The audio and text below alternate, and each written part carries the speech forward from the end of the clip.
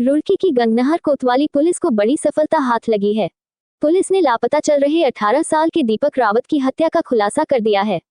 इतना ही नहीं, पुलिस ने दीपक रावत की हत्या में शामिल जिला गाजियाबाद निवासी मोहसिन नाम के आरोपी को गिरफ्तार कर लिया है। साथ ही पुलिस ने रुड़की निवासी दीपक रावत की नाबालिग प्रेमिका को भी हिरासत में ले लिया है, जबकि घटना का मुख्य आरोपी राजा शर्मा अभी भी फरार चल रहा है। जानकारी मिली है कि नाबालिग प्रेमिका ने ही अपने नए प्रेमी राजा शर्मा और उसके साथी मोहसिन के साथ मिलकर अपने पुराने प्रेमी दीपक रावत की हत्या करने की साजिश रची थी। बता दें कि रुड़की के चंद्रपुरी निवासी एक व्यक्ति ने 13 अगस्त को पुलिस को तहरीर देकर बताया था कि 10 अगस्त की शाम से उनका पुत्र दीपक रावत लापता चल रहा है। पुलिस ने जांच की तो जानकारी मिली कि दीपक रावत का एक नाबालिग किशोरी से प्रेम प्रसंग चल रहा है।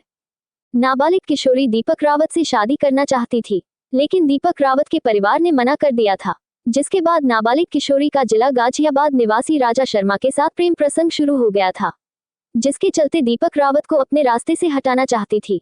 इसी के चलते नाबालिग किशोरी के द्वारा दीपक रावत की हत्या करने की खूनी साजिश रची गई है, जिसके बाद नाबालिग प्रेमिका ने अपने प्रेमी दीपक रावत से कहा कि उसे जिला गाजियाबाद में छोटा हरिद्वार जाना है, जिसके बाद दीपक रावत नाबालिग प्रेमिका को बाइक पर बैठाकर छोटा हरिद्वार लेकर गया था, जहां पर नाबालिग प्रेमिका ने नए प्रेमी राजा शर्मा और उसके साथी मोहसिन के साथ मिलकर गला दबाकर दीपक रावत की हत्या कर दी है।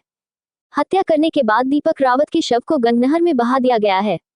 पुलिस के द्वारा दीपक रावत के शव को हापुड़ से बरामद कर लिया गया है। इसके साथ ही पुलिस ने दीपक रावत की हत्या की इस घटना में शामिल मोहसिन नाम के आरोपी को गिरफ्तार कर लिया है। साथ ही नाबालिग प्रेमिका को भी हिरासत में ले लिया गया है। हालांकि अभी तक हत्या का मुख्य आरोपी राजा शर्मा पुलिस के हाथ नहीं लग पाया है। आज शनिवार को करीब 2 बजे एसएसपी हरिद्वार के द्वारा गंगनहर कोतवाली में घटना का खुलासा करते हुए मामले की जानकारी दी गई। एक व्यक्ति द्वारा आके पुलिस को संज्ञान में लाया गया था कि उनकी बिटिया जो 17 साल की है, नाबालिग है, घर से गायब चल रही है और लापता है। उसकी क्योंकि मामला नाबालिग बच्ची का था, पुलिस के द्वारा तत्काल मामले को संज्ञान में लिखते हुए नामजदगी लिखते हुए आगे की कार्रवाई स्टार्ट की गई। इस बीच पुलिस को ये ज्ञात हुआ 11 तारीख को ये बच्ची वापस अपने घर आ गई थी, लेकिन क्योंकि लगातार जांच चल रही थी, इस बीच ये बात भी संज्ञान में आई थी कि ये जो लड़की है, ये एक लड़का जो बेटीगंज निवासी है, इसका नाम दीपक रावत है, उसके साथ ही ये लड़की यहाँ से गई थी, लेकिन वो वापस नहीं आया है। पुलिस ने फिर तत्काल उसकी गुमशुदगी को भी दर्ज करते हुए उसके जो खोजबीन शुरू करी। इस बीच ये बात प्रकाश में आई थी कि ये दीपक रावत यहाँ से इस लड़की को छोड़ने मेरठ गया था, मेरठ से आगे मोदीनगर के पास में, और वहाँ से फिर वो लगातार गायब चल रहा है। पुलिस के द्वारा टीम लगातार निकालते हुए इस लड़की से पूछताछ के बेस पे आगे जब हमारी कार्रवाई जब करी तो ये बात हमें संज्ञान में आया कि ये लड़की एक अन्य युवक जिसका नाम राजा शर्मा और सुखविंदर है, उसके भी संपर्क में थी और उनके द्वारा ही इस दीपक रावत को वहाँ बुलाया गया था और इस लड़के की हत्या करके उसको वहीं पर गंग नहर पर डाल दिया गया था, छोटी हरिद्वार के पास में। और उसके इस बीच पुलिस के द्वारा लगातार इसके शव की खोजबीन जारी करी गई।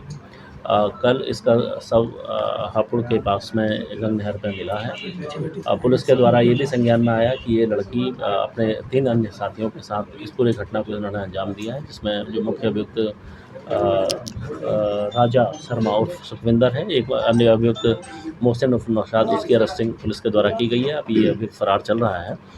लड़की द्वारा इस पूरे घटनाक्रम में जो उससे सख्ती से पूछताछ की गई तो उसके द्वारा ये बताया गया कि दीपक शर्मा से उसके जो संपर्क था, लगातार संबंध थे, लेकिन उसके घर वाले इसके दीपक रावत से उसके जो संपर्क थे और घर वालों की असहमति के बाद वो इस लड़के से लगातार लड़का से दूरी बना रहा था।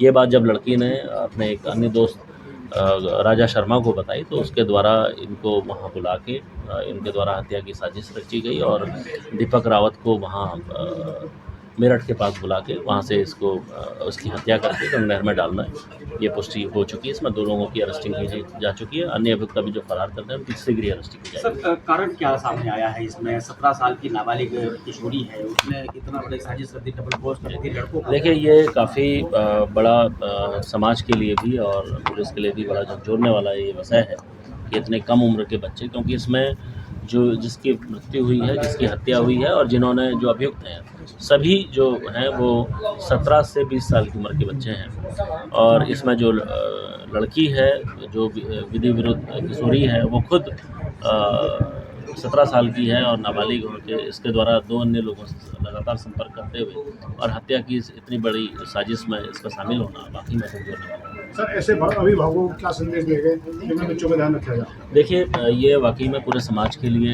एक काफ़ी सोचने का विषय है, क्योंकि जिस तरीके से लगातार इस दौड़ती हुई इस ज़िंदगी में अभिभावकों को अपने परिवार में अपने बच्चों पर विशेष ध्यान देना चाहिए कि वो उनकी दोस्ती किन लोगों के साथ है और किन लोगों के वो संपर्क में है।